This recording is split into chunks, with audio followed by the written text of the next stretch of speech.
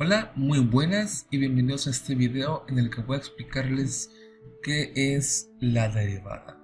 Ahora, para entender lo que es la derivada, uno primero tiene que comprender varios conceptos. Entre ellos, uno tiene que comprender lo que es una función, uno tiene que comprender lo que es un límite y finalmente uno tiene que comprender lo que es un incremento. Ahora, el orden en el que aprendas lo que es cada uno importa. En este caso, la derivada es un conjunto de todos estos tres, los cuales voy a ir explicando a lo largo del video. Ahora, primero empecemos con la función. Una función es simplemente algo que relaciona dos valores, un valor de entrada y un valor de salida, de una forma u otra.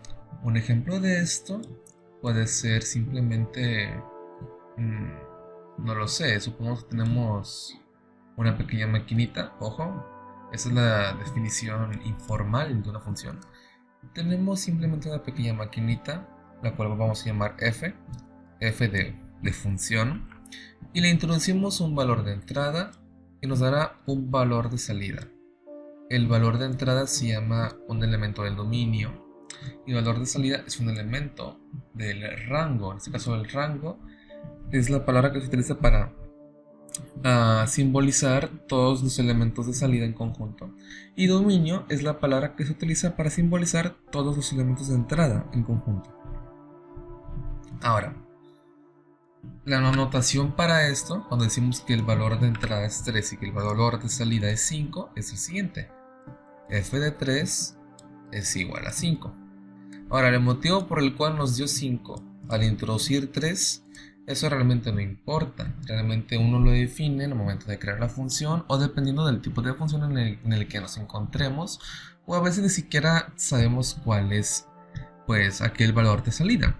Por ejemplo, el mundo está lleno de funciones, hay muchísimas funciones en el universo. Voy a poner un pequeño ejemplo.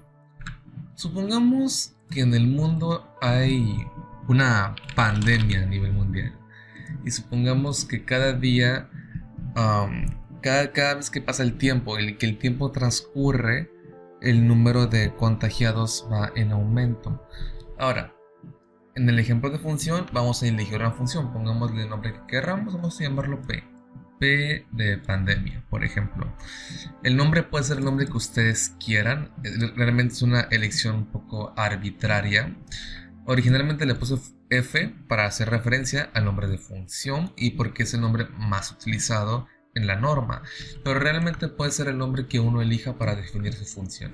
Ahora, en este caso, supongamos que en el día 0, o sea, al iniciar la pandemia, en el día 0, tenemos, no lo sé, un caso, ¿ok? Esta función, como dije anteriormente, agarra el valor de entrada, que en este caso lo voy a utilizar para representar el número de días, y nos va a dar un valor de salida, que en este caso hipotético, va a representar el número de contagiados.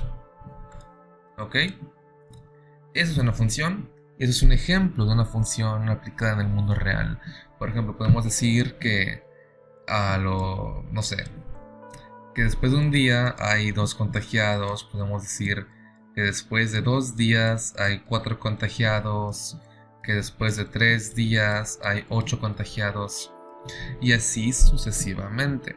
Y uno puede empezar a eventualmente encontrar un patrón para esto de acá.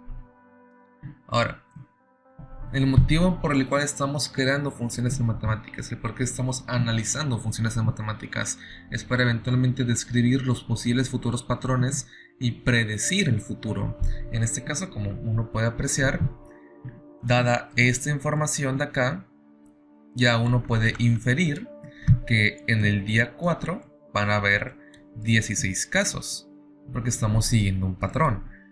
Después de un día se va multiplicando por 2. Ese es 1. Luego 1 por 2 te da 2.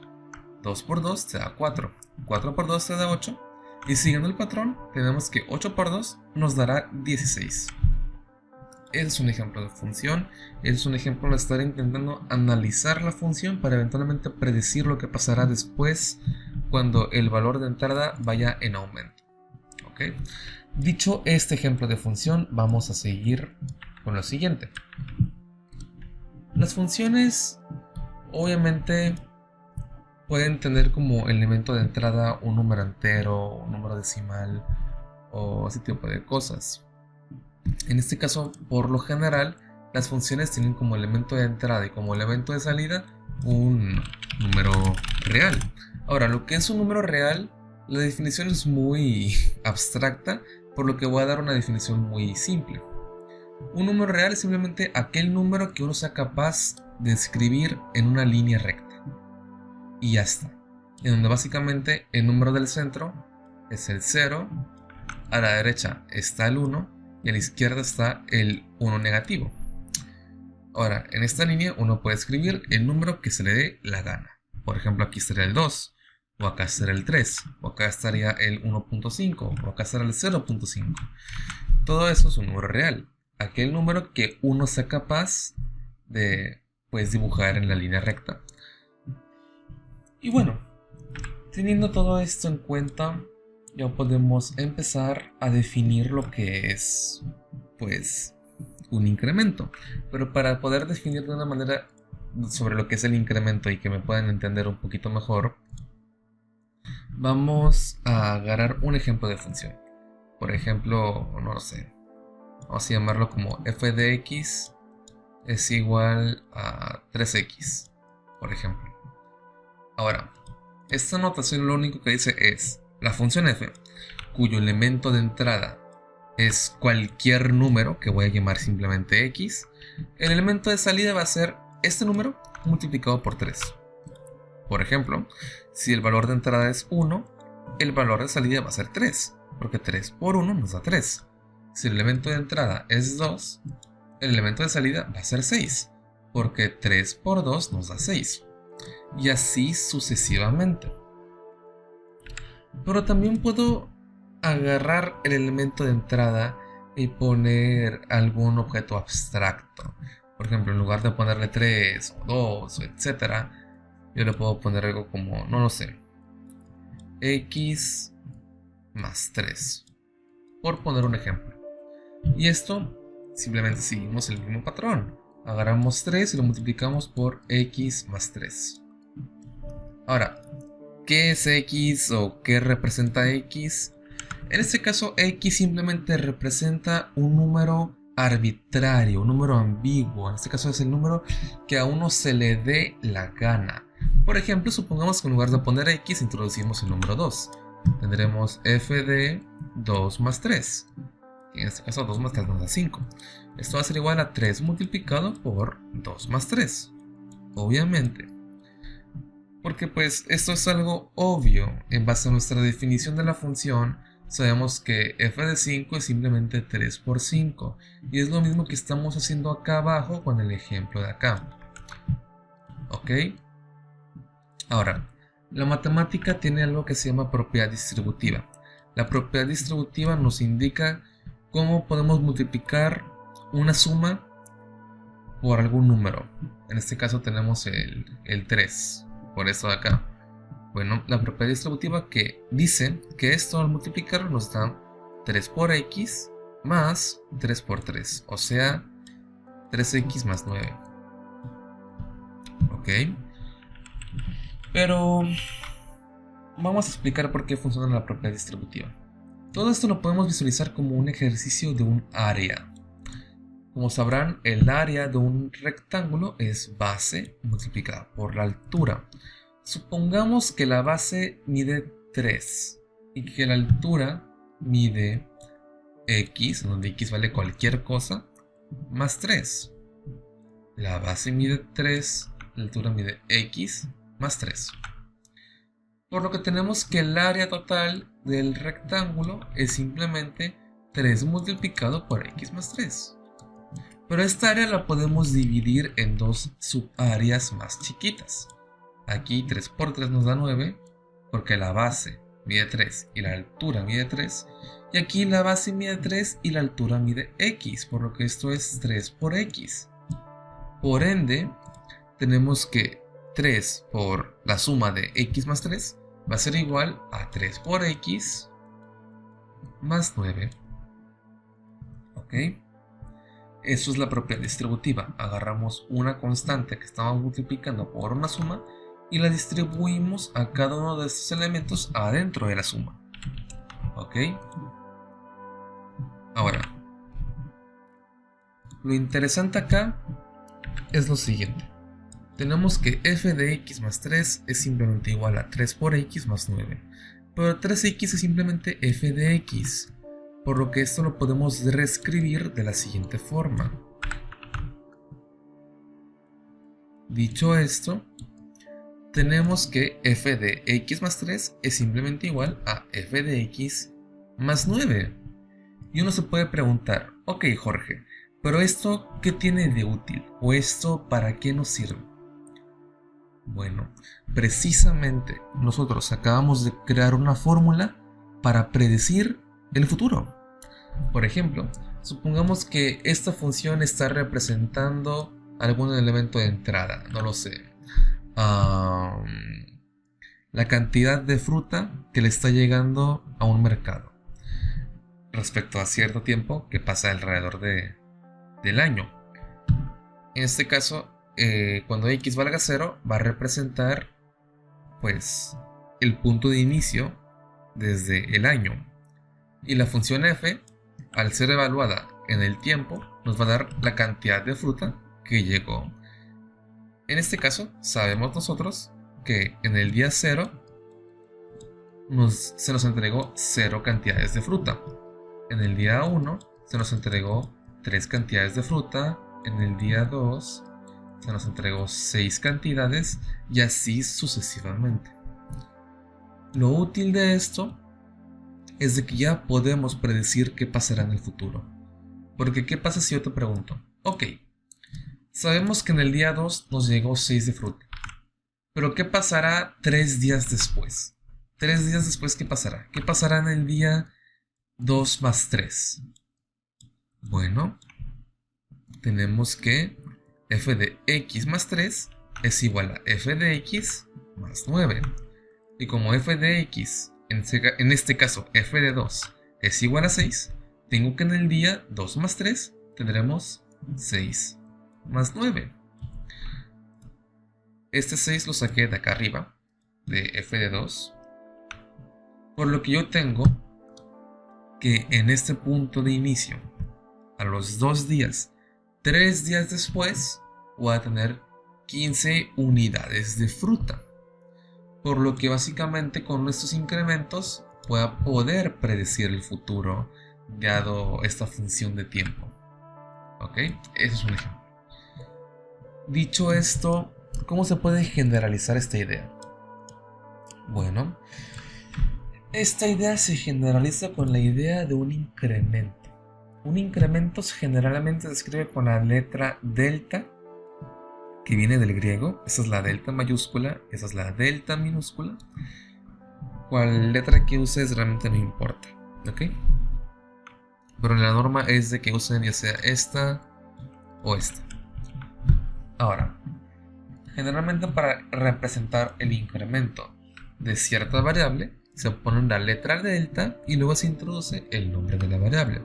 En este caso, si yo quiero agarrar la función f y le quiero agregar un incremento de la variable x, le pongo delta x, que en este caso delta x se lee como incremento de x. Estoy agarrando el valor de entrada y lo estoy incrementando cierto valor para poder predecir en el futuro qué pasará después. Dada nuestra función, tenemos que esto va a ser igual a 3x más cierto incremento de f. Así que lo voy a escribir de esta forma un poco más general. F de x más cierto incremento de f. Ahora aquí lo que tenemos es nuestra función evaluada en un elemento de entrada sumándole cierto incremento, y esto obviamente nos va a dar la función original evaluada en este elemento más cierto incremento. Este cierto incremento es lo que nos está interesando ahorita mismo, porque es lo que nos va a ayudar a poder predecir en el futuro lo que pasará después. ¿Ok?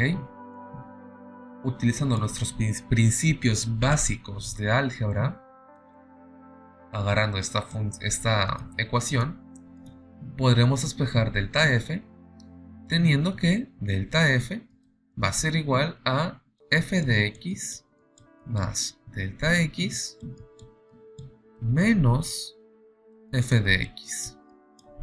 ¿Ok? El motivo por el cual se puede despejar una ecuación de esta forma es muy simple. Tenemos que este número de acá y este número de acá, que ojo, aunque hayan solamente letras, cabe aclarar que son números. Como dije, una función tiene como valor de salida un número real, por lo que esto que tengo acá es un número, esto que tengo acá es un número, por lo que esto de acá también va a ser un número. Cabe aclararlo. Simplemente es un lenguaje abstracto que estamos utilizando para representar todos los posibles valores de manera simultánea. ¿Ok? Veamos. Como aquí tengo el mismo número y el mismo número y son iguales, si yo decido restarle el mismo número a dos números idénticos, obviamente la igualdad se va a mantener. Sin embargo, aquí en el lado derecho, como pueden apreciar, f de x menos f de x es simplemente 0, por lo que me va a quedar delta f. Y aquí simplemente tengo esta resta que ya introduje aquí mismo. ¿Ok? Ahora, tenemos esto de acá. Esto lo podemos escribir de esta forma o lo podemos escribir de la forma anterior, realmente no importa. Pero lo bonito de esto es de que ya podemos agarrar y hallar el incremento de cualquier función. Por ejemplo, si nosotros tenemos f de x es igual a... Vamos a agarrar un número cualquiera, vamos a llamarlo a, y vamos a multiplicarlo por x y vamos a sumarle un número cualquiera. Ahora, a y b pueden ser cualquier número. Si quieres puede ser 3 y 2. Vamos a tener 3x más 2. Realmente no importa. Lo estoy poniendo como a y como b solamente como ejemplo. Pero realmente puede ser el número que se nos dé la gana. Por eso mismo estoy utilizando una letra. Porque al utilizar una letra estoy representando todos los posibles números de forma simultánea. En este caso, si yo quiero saber cuál es el cambio de f o cuánto vale delta f, simplemente puedo introducir esto en la pequeña formulita que acabamos de sacar. En este caso tendremos f de x más delta x. En este caso f de x vale esto, por lo que f de x más delta x sería a por x más delta x más b. Y todo esto solo tenemos que restar, todo esto le tenemos que restar f de x. Y que ya tenemos lo que vale f de x, y f de x vale esto. Por lo que yo tendré a por x más b. ¿Ok? Cabe aclarar, la resta se le incluye a toda esta expresión, porque todo esto es lo que vale f de x. Y el símbolo negativo también se tiene que distribuir a la suma entera, porque se aplica la propiedad distributiva. En este caso tengo a por x menos b. Todo esto negativo porque la propiedad distributiva hace que se distribuya el negativo. Por lo que me queda esto. Por el quedarme esto, como pueden apreciar, yo tengo b menos b. Y b menos b se cancela porque me da 0. Al distribuir esto de acá, me va a quedar a por x más a por delta x. Sin embargo, eso es simplemente igual a todo esto. Y como pueden apreciar, yo tengo a por x menos a por x, por lo que se va a cancelar. Al cancelar todo esto, se canceló el ax, se canceló la b, y me quedó simplemente a por delta x. Por lo que esta es la respuesta. Tenemos que delta f es simplemente igual a multiplicado por delta x. Dicho esto, ¿por qué nos es un poco útil? Se pueden llegar a preguntar. Como pueden apreciar, si esta función fuera cualquier cosa, no lo sé, llamámosle f de x es igual a 7x más 3, por ejemplo. Ahora yo voy a tener que f de x más delta x va a ser igual a 7x más 3 más 7 delta x. ¿Por qué? ¿De dónde saqué esto de acá? Lo saqué de la misma fórmula que acabamos de crear. Creamos que delta f es simplemente a por delta x, pero en este caso a vale 7, por lo que tenemos que lo que estamos sumando al incremento, en este caso esto es f de x, esto es delta f, el valor de delta f es simplemente 7 delta x. ¿Esto por qué es útil? Veamos. Si nosotros tuviéramos algo como f de x más 10, esto va a ser igual simplemente a 7 por 10, perdón, 7x más 3 multiplicado por 7 por 10, o sea 70. ¿Ok? Ahora, teniendo esto acá, tenemos de que 70 más 3 es 73. Listo. Ahora podremos estar prediciendo lo que va a suceder en el futuro con esta función. En este caso sería 10 días al futuro, dependiendo de lo que estemos intentando calcular en nuestro modelo. Días, horas, minutos, peras, manzanas, realmente no importa. Simplemente es para lo que nos ayude para predecir lo que pasará después. Por ejemplo, si sabemos que f de 0 es igual a 3, porque 0 por 7 nos da 0, más 3 nos da 3, yo te pregunto, ok, ¿qué pasará 10 valores de entrada después? Bueno, tenemos que f de x más 10 es igual a 7x más 73. Por lo que nosotros tenemos aquí claramente que f de 0 más 10 va a ser igual a 7x más 73. Pero x vale 0, por lo que tengo 7 por 0, que me da 0, más 73, que me da simplemente igual a esto. Ahora, el motivo por el cual esto sirve es para cuando no tenemos conocimiento previo sobre la función original y solamente tenemos cierto incremento. Nos va a ayudar muchísimo al momento de intentarlo calcular. ¿Ok? Ahora que ya sabemos lo que es un incremento, vamos a irnos con lo que es un límite. El incremento es algo muy útil. Utilizando la gráfica de una función, que en este caso la gráfica de una función es la siguiente: el eje horizontal va a representar el valor de entrada y el eje vertical va a representar el valor de salida.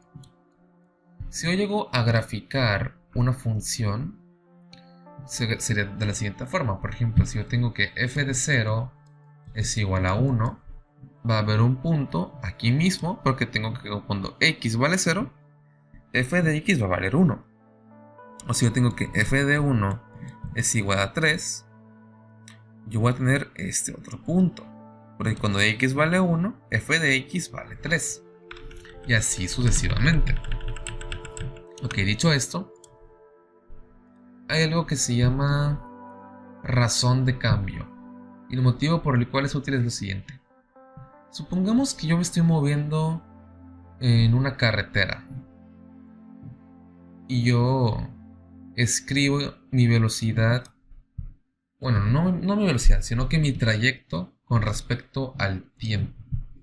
Supongamos que el valor de salida está en kilómetros y que el valor de entrada está en segundos. No en segundos, en minutos. ¿Ok?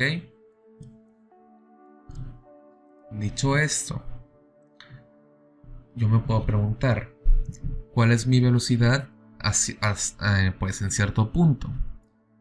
Primero que nada, una velocidad se puede determinar simplemente como una unidad de medida para ver qué tanto trayecto yo llegué a moverme respecto a cierta cantidad de tiempo. Por ejemplo, uno puede argumentar que si yo me muevo 5 kilómetros en 2 minutos, claramente estoy siendo más rápido o me estoy moviendo más rápido que si me estuviera moviendo 10 kilómetros en 7 horas. Simplemente es cuestión de porciones y de proporciones. Como pueden apreciar acá, 5 kilómetros en 2 minutos es muchísimo más rápido que 10 kilómetros en 7 horas.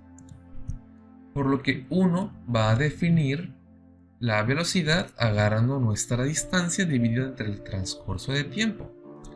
En este caso, si yo me muevo, no lo sé, 10 kilómetros por cada 2 horas, eso va a ser lo mismo que moverme 5 kilómetros por cada hora. Básicamente es cuestión de proporciones. ¿Ok? Ahora, supongamos que aquí yo tengo cierto tiempo. Vamos a llamarlo T. Y en este tiempo T yo me moví cierta distancia. Vamos a llamarla S. ¿Ok? Ahora, después de cierto tiempo acá, vamos a aumentarle aquí delta T. Un cambio en el tiempo. Vamos a irnos aumentando cierta cantidad de minutos al futuro. Como pueden apreciar, mi desplazamiento, mi distancia, también aumentó.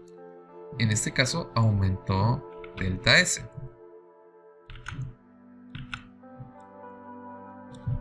La pregunta aquí es, ¿cuál es mi velocidad promedio que tuve yo al moverme de este punto a este otro punto? Esta velocidad fue simplemente, pues, lo que me da a dividir la distancia entre el tiempo. Y como pueden apreciar, la distancia recorrida fue simplemente delta S. Y el tiempo recorrido fue simplemente delta T. Por lo que en este caso mi velocidad es delta S dividido entre delta T. Pero ocurre algo. Ese tipo de respuestas, al menos a mí, no me dejan del todo satisfecho. Porque como pueden apreciar, para calcular la velocidad que yo tuve en este instante de momento, yo ocupé 2 puntos. Pero en la vida real no siempre funciona así. Por ejemplo, en lugar de tener 2 puntos, yo me puedo preguntar, ok, ¿cuál es mi distancia en este? ¿Cuál es mi velocidad en este punto? Claramente mi velocidad en este punto no se puede calcular como una razón de cambio, porque yo ocuparía 2 puntos para calcular delta S dividido entre delta T. Pero mi velocidad en este punto, en este caso, como vimos anteriormente, se puede representar con esta línea de acá, uniendo los 2 puntos. Pero teniendo un solo punto, uno puede argumentar que la velocidad se va a ver como esta línea de acá. Esta línea de acá se conoce como línea o recta tangente. Y lo que hace la derivada es simplemente buscar cuál es esta razón de cambio en esta recta tangente. Como pueden apreciar, es muy parecido a nuestro caso anterior. En nuestro caso anterior aquí tenemos delta T y aquí tenemos delta S. Sin embargo, aquí, cuando hay un solo punto, es como si delta S y delta T fueran igual a 0. ¿Ok? ¿ok? Es como si fueran igual a 0, porque como pueden apreciar, el valor del punto, si se va acercando cada vez más y más y más a un solo punto, es como si el valor de delta t tendiera a llegar a ser 0, o se hiciera cada vez más y más y más chico. Ahí podríamos calcular la velocidad exacta en cualquier punto que uno quiera, y no ocuparíamos la necesidad de tener dos puntos en el espacio para poder calcular la velocidad. Ahora, teniendo esto, vamos a ver qué sucede si intentamos agarrar la velocidad y ponerla igual a 0. La velocidad ya vimos que era delta S dividido entre delta t. Sin embargo, delta t y delta S no pueden ser 0, porque si fueran 0 tendríamos 0 dividido entre 0, lo cual claramente sabemos en matemáticas que esto no está determinado.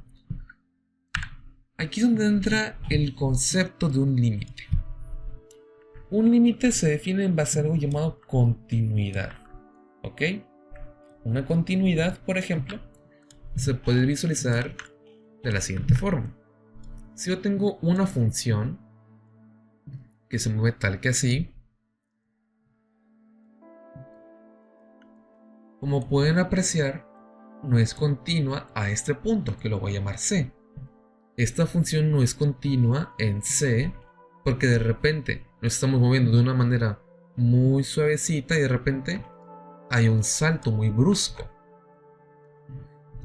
Cuando hay un salto muy brusco de esta forma, se dice que la función no es continua.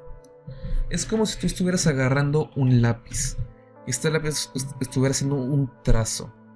Si de repente levantas el lápiz del papel, pierdes la continuidad. Otro ejemplo de función continua, perdón, de función discontinua, en este caso este era un contraejemplo. El ejemplo anterior era de una función que no es continua en el punto C. Aquí tengo otro ejemplo de acá. En este caso, este puntito que estoy haciendo es simplemente para representar de que acá la función no está definida. Yo puedo tener la siguiente función. En este caso, este punto de acá va a representar f de c.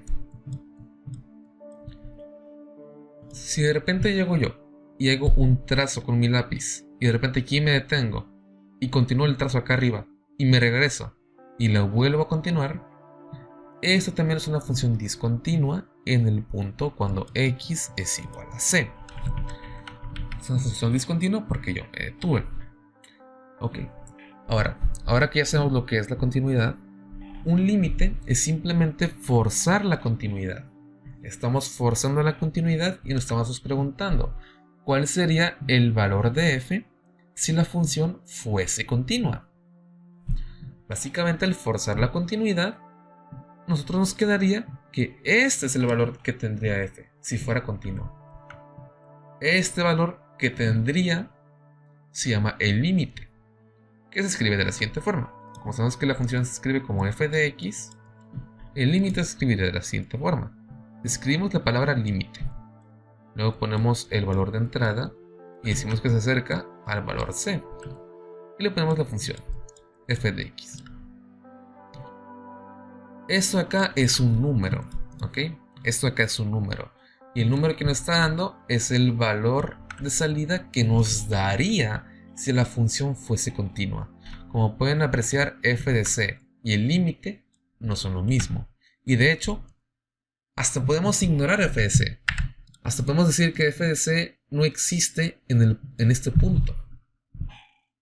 Sin embargo, como pueden apreciar por la gráfica, el límite sí existe, porque estamos asumiendo que forzando la continuidad, ¿cuál sería el valor de salida?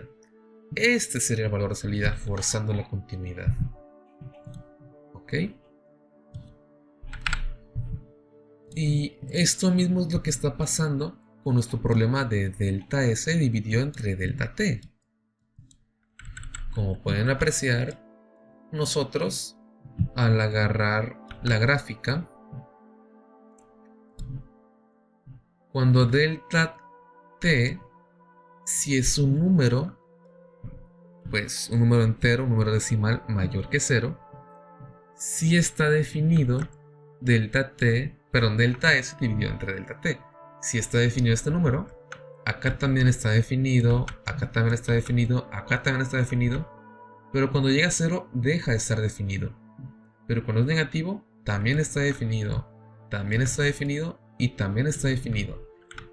Por lo que si intentáramos graficar las proporciones y las razones de cambio delta S dividido entre delta T, nos va a dar una función discontinua cuando delta S es 0. En este caso, si yo tuviera algo como esto, en donde el eje vertical representara los valores de delta T y el eje horizontal representara los valores de delta S dividido entre delta T, aquí lo que tendríamos sería algo como esto.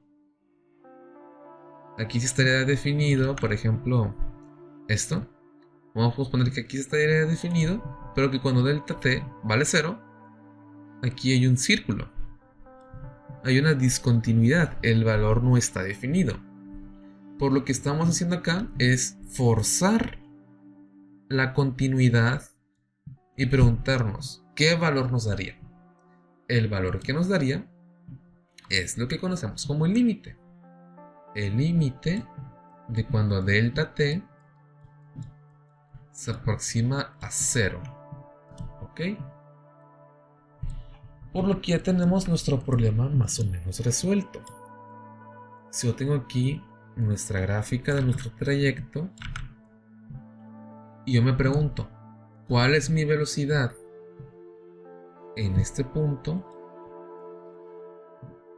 Simplemente la respuesta va a ser que mi velocidad es el límite de delta T, de delta S dividido entre delta T cuando delta T tiende a 0. ¿Ok? Que se escribe de la siguiente forma. Ahora, la notación para esto es simplemente la siguiente. Se escribe como ds dividido entre dt. ¿Ok? Esta es la notación de la derivada. Ahora, esto simplemente es lo mismo de lo que tengo acá. La única diferencia es de que al escribir una d en lugar de un delta, estoy haciéndole saber al lector que estoy hablando de un límite. ¿Ok? Estoy hablando de un límite. No de un incremento preciso, sino de un límite. Un límite cuando este incremento tiende a 0.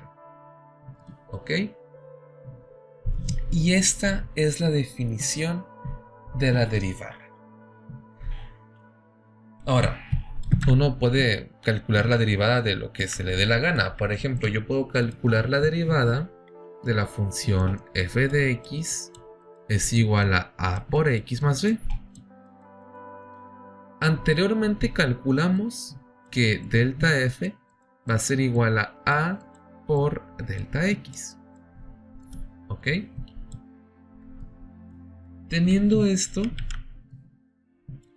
dividiendo por delta x en ambos lados, vamos a tener que delta f dividido entre delta x es simplemente igual a porque se cancela la delta x. Por supuesto, tenemos una condición. Esto va a ser igual a siempre y cuando delta x sea distinto de 0. Porque si delta x fuera 0, estaríamos dividiendo entre 0 y como sabemos, eso no está permitido en matemáticas. Sin embargo, obviamente, estamos hablando de un límite, por lo que no nos interesa si x es igual a 0 o no. Simplemente estamos rellenando el punto, asumiendo que la función es continua. La gráfica, en este caso, al ser una constante, se vería de la siguiente forma. Aquí tenemos nuestro circulito. Y listo, porque acá sería 0 entre 0. Al forzar la continuidad, tendremos que el límite de cuando delta x es igual a tiende a 0 es simplemente igual a. Por lo que tenemos esto mismo. Tenemos que el límite de cuando delta x tiende a 0 es igual a A. En este caso, f de x es igual a ax más b, por lo que tenemos que la derivada de ax más b es simplemente a. Y ya está. Eso se puede escribir de dos formas. Se puede escribir como df dividido entre dx es igual a. O si queremos ser específicos sobre lo que significa f, podemos escribir d ax más b dividido entre dx es igual a. ¿Ok? Hay un montón de métodos y hay un montón de fórmulas para calcular la derivada. Y todas y cada una de esas fórmulas se puede calcular desde cero utilizando la definición que les acabo de mostrar. En la siguiente parte voy a hacerles una demostración paso a paso para cada una de las fórmulas de la derivada, explicándoles el por qué funciona cada una y cómo se calculó y se llegó a cada una de las fórmulas de la derivada. Espero que les haya gustado este video y no olviden que la derivada es simplemente un límite de cuando el incremento de x, o sea el incremento de los valores de entrada, tiende a 0, y donde la función a la que le estamos aplicando el límite es a la razón de cambio de los valores de entrada dividido entre los valores de salida. Y el único motivo por el cual estamos haciendo esto es simple y sencillamente para poder predecir los cambios en el futuro y para ver de qué tan rápido o a qué velocidad está creciendo una gráfica. ¿Ok? Espero que les haya encantado este video tanto como a mí me encantó hacerlo y grabarlo. Nos vemos hasta la próxima. Adiós.